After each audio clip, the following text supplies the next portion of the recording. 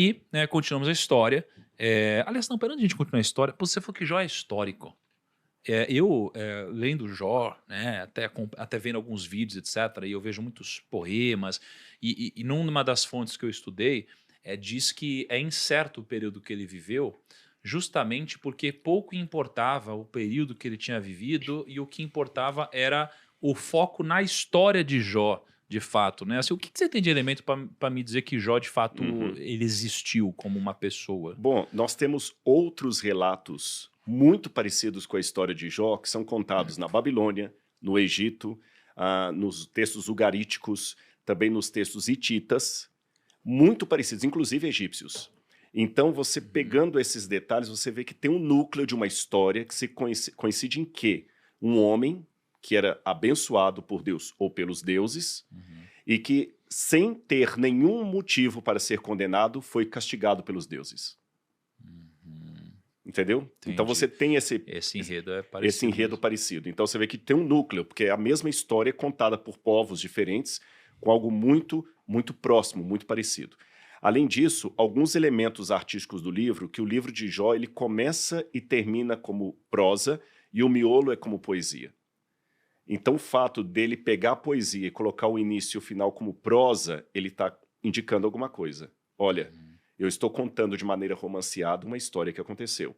Traduzindo em linguagem atual, é como se alguém agora, na literatura de cordel, contasse a história do cangaceiro Lampião e Maria Bonita, ou do Uhum. Corisco.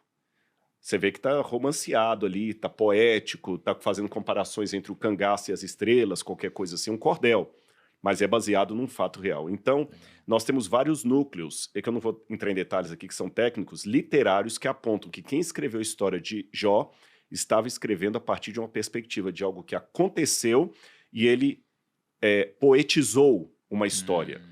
Sem criar nenhum anacronismo, é como se fosse uma literatura de cordel falando de um caso real do O que você está dizendo Nordeste. é que basicamente assim, o enredo aconteceu e aí as nuances do enredo é quase como pudesse ter passado por uma transformação poética Poética, para exatamente. romantizar o Exatamente. que não deixa de ser uma realidade que aconteceu. Exatamente. E a Entendi. própria forma como você citou aí as riquezas dele, são formas próprias de alguém que realmente era rico no período do bronze. Porque nota que não fala em moeda.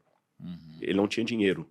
Né? E até as palavras hebraicas que aparecem aqui para falar do tanto de gado que ele tinha são palavras análogas ao que nós temos em sumeriano, por exemplo.